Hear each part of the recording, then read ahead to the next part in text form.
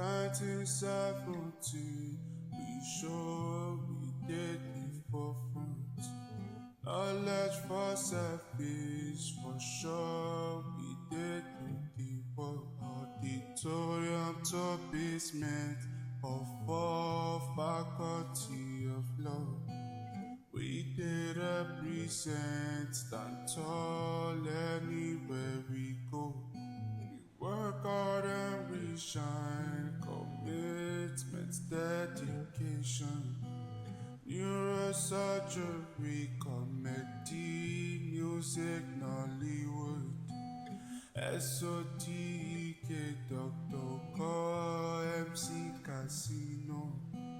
We did represent, stand tall anywhere we go. Great Uniben, great Uniben, great Uniben, great Uniben.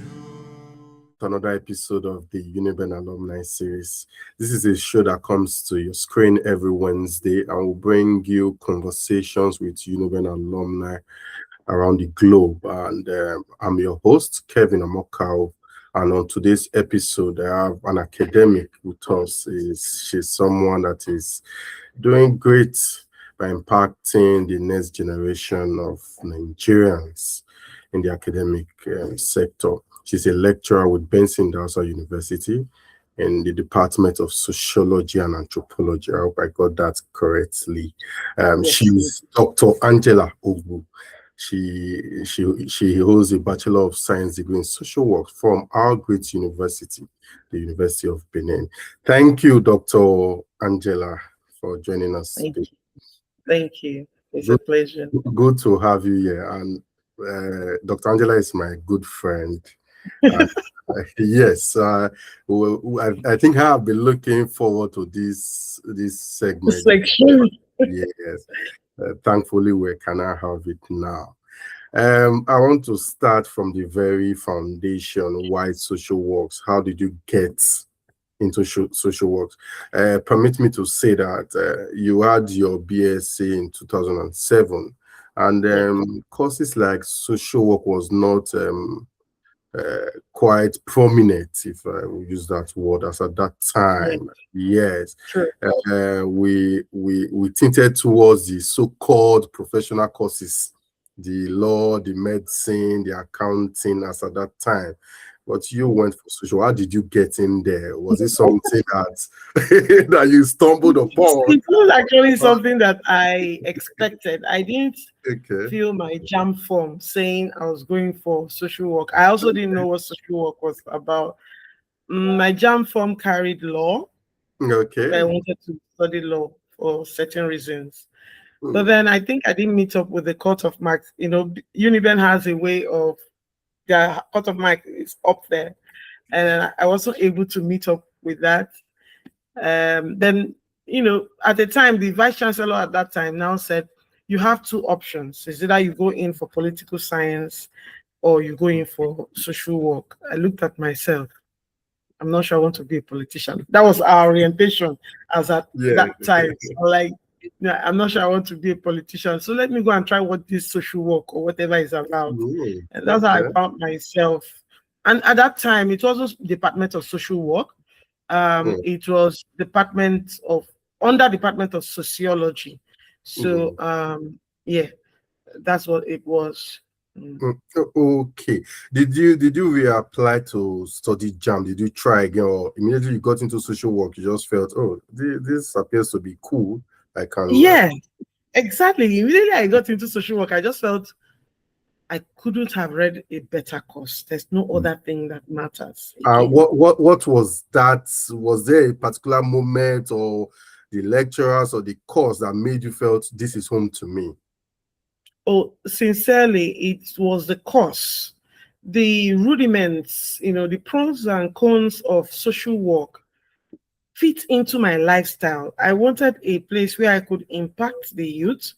I wanted a place where, you know, I could just be able to make tangible impact. So I decided that, be like saying that this social work, I could sit down, put, you know, law for me was on a sentimental level. I wanted to fight for anybody that comes near my family, So that was, so you can see that it was on a selfish reason, and on that note, might not work. But then God has a different plan. So I Yeah. got into social work, and I just loved the course. It was peaceful. It was something impactful, Oh, something you'll be remembered for. yeah. So I'm not going anywhere. Okay, I want to talk about because I remember then in school for us, 100 level, we were just still lazy around. I think from I the did that too. from the penultimate years, we started planning. Oh, what are we going to do Yeah. after school? What's the plan? I studied political Mhm. science and public administration. As you said, we had the mindset of becoming politicians.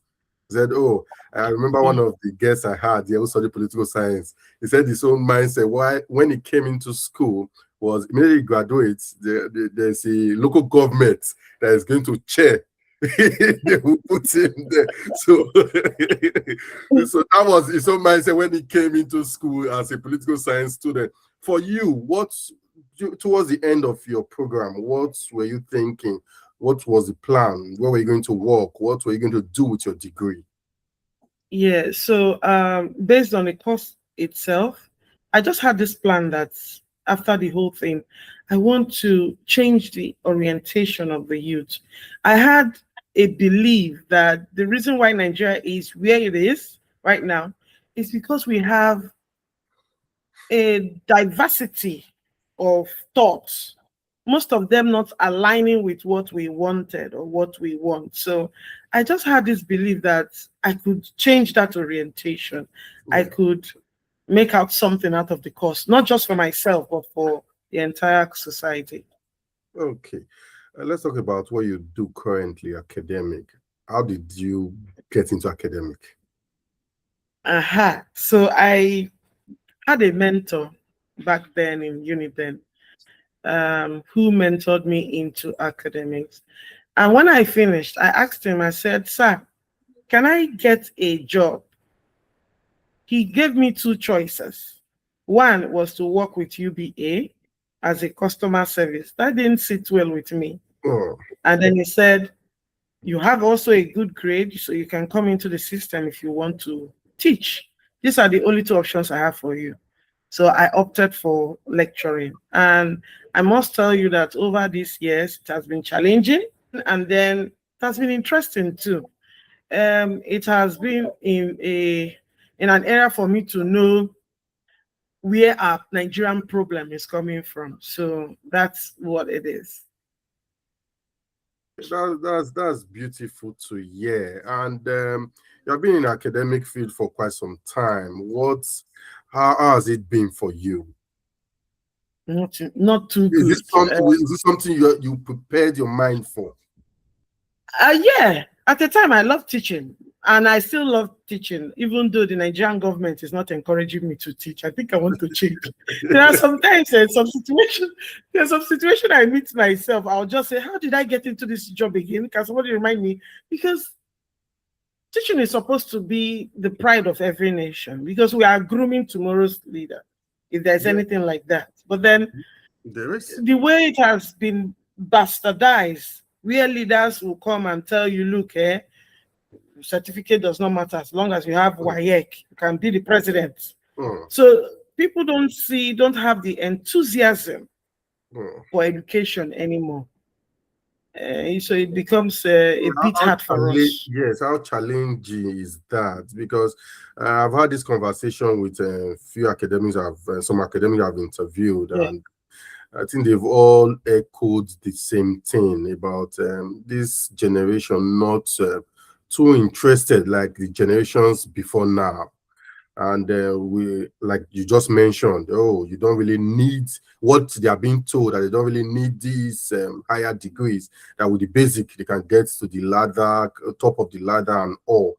So how challenging is that for you, and especially getting to teach new generations every time, new set of students? And is this something that is reoccurring in your Is classroom? reoccurring.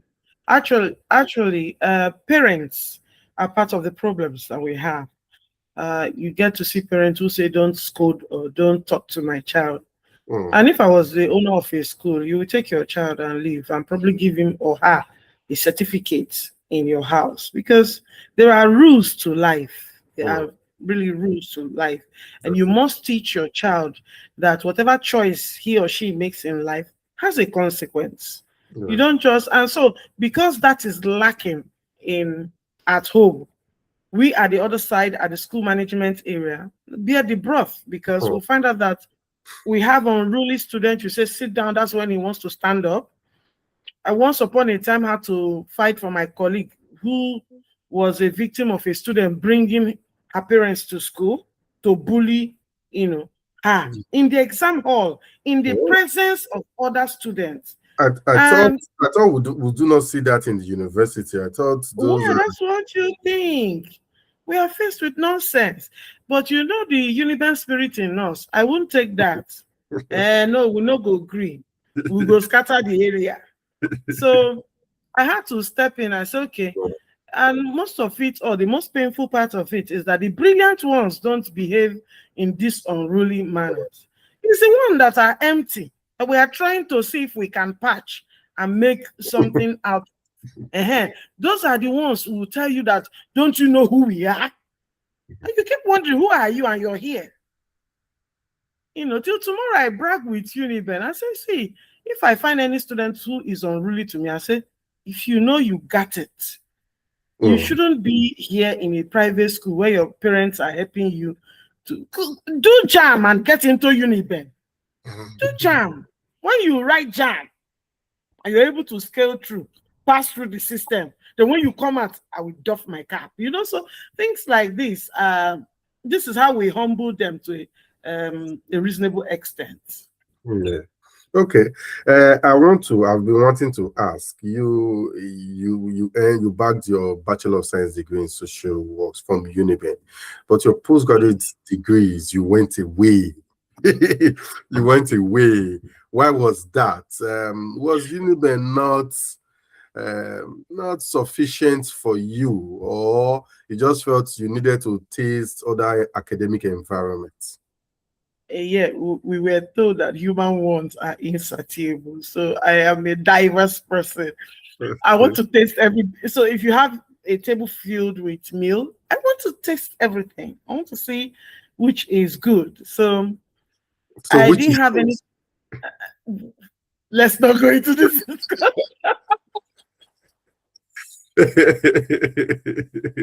Let's not go into this discussion. But sincerely, I won't forget Uniben. They gave me the foundation I needed to fly. That's just it's a big deal for me. I learned a lot that actually formed my achievements in other schools that I have been to. They really did their best, That was going to lead me to the next question. Well, you said you learned a lot, and I'll put that into the context, both academic and non-academic. Okay.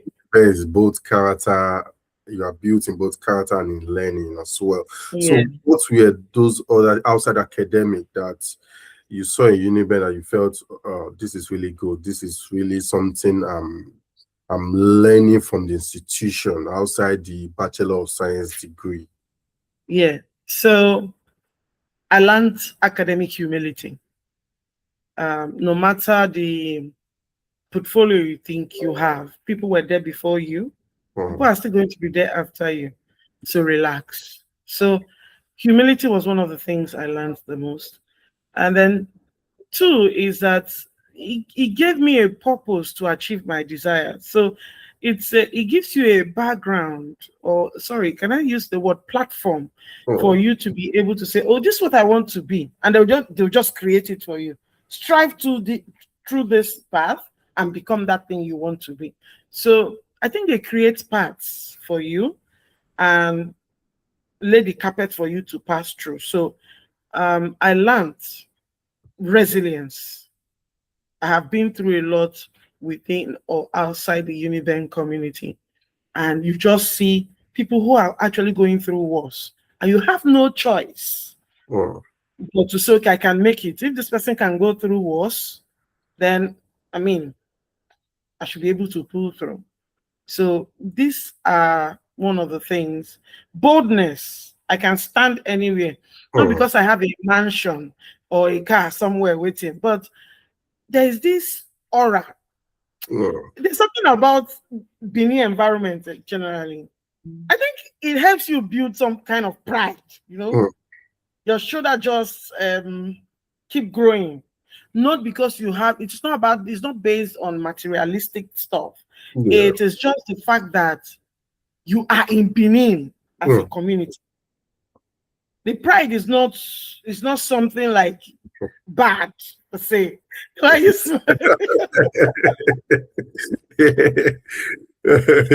Yeah, it's quite common. We do hear that a lot. We do hear that a lot. But I think it's about self-awareness. I think it's yeah. about self-awareness for those from those states. Yes. Uh, okay. You mentioned about Benin, coming to Benin and all that. And I think for your formative years, it was in the southeast. You come from the south. Southwest. I was born in Lagos. Yeah. You were born in Lagos, yes. So what made you to come to Benin and Uniben? You had It's other very options. I Yeah. think if I tell you this story, that I think this story is why people think um they think they've not seen me being aggressive, but they think I'm aggressive. It's funny to know that I love army films or American fighting films.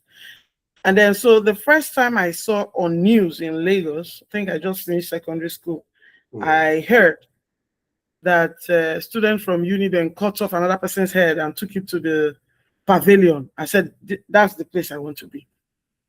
Whoa. Whoa. That is where I want to be. So when I was feeling the jam from my father, I said, Look at Unilag. I say, if I go Unilag, man, I know what's happen. I'm going to Uniben.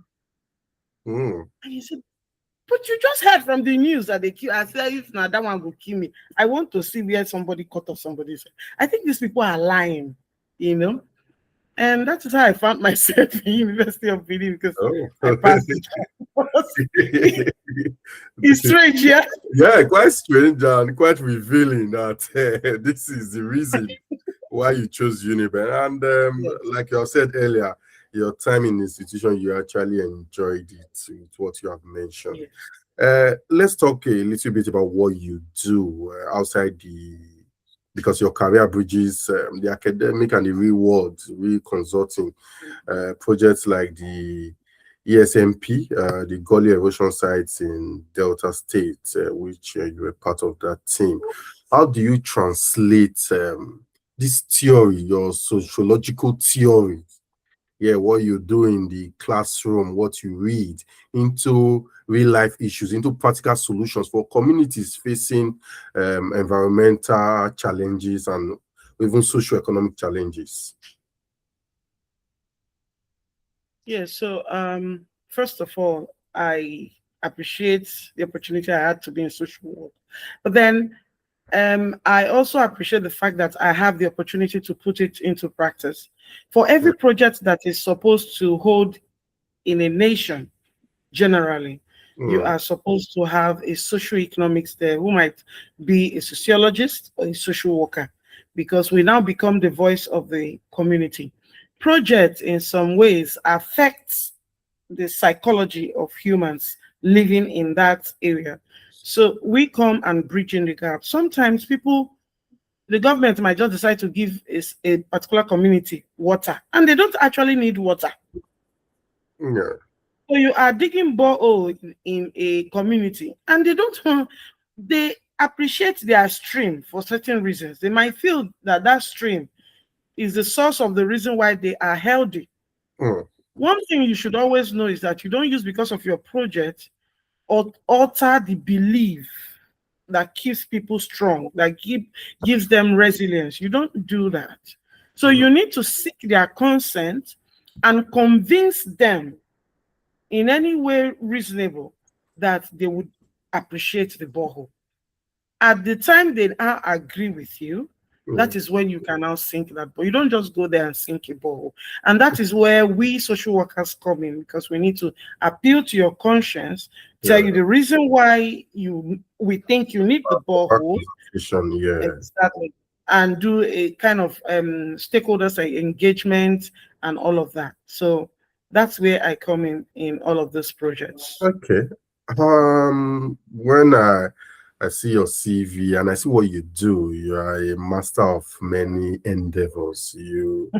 Thank you. You are a lecturer, you're a consultant, you are an NGO leader. How are you able to combine these, balance these roles? How do you manage these multiple roles without losing focus or getting exhausted, burning out? Do you burn out in Nigeria? It's not like burn out. That English Maybe is for that's those what the abroad. Uniben spirit has taught you. Exactly. That one is for people abroad. You work 1 week and you go for vacation for 2 weeks. No, that doesn't happen over here. You have to, I think the joy of faith is knowing that you are able to combine being a multiple person, combine multiple things to actually interrelate with each other. When you do that successfully, you find out that you'll be happy that you have achieved something. I think that is where I probably get this pride thing from. It is difficult sometimes to multitask yourself, but then when you now succeed in doing that, you should give yourself some accolades. I tend to take jobs that are interrelated. So social work as teaching, you should be able to relate that into applied research. So you're applying it in the community, which makes it as if you're not doing anything, So there are times I am not lecturing. I don't just sit idle. I'm in the field. And there are times I am not in the field. It might not be a time for field. Then I should be out there in the community, either mentoring students. Academic has been my thing. Education is it. Because I feel that in any society, that is the way to go. So that's where I meet students. Lastly, what are those values you took from University of Benin that you try to instill in your students currently at BIU? What are those things that you felt, some of these things are lacking over here? In Uniben, we do it differently and we have gotten positive results by doing it differently. So what are those values? What are those attributes that you try to instill in your students? One is contentment. I learned to be contented in Uniben. And as for where I now teach, BIU, I use that, to groom my students, because I tell them that, look, if you are not contented with what you have, no matter what anybody does for you, you won't see it as anything special. And that is one way to go in life. If anybody does anything for you and he gets a signal that you're not contented with the little he has done for you or little she has done for you, you are closing doors. In Uniben, we don't close doors. And that's why the network keep breeding. We keep broadening it, widening it, because, we just love our friends the way they are. We might have issues, but we tend to take away the good side of the person and retain that relationship, be contented with it in a way.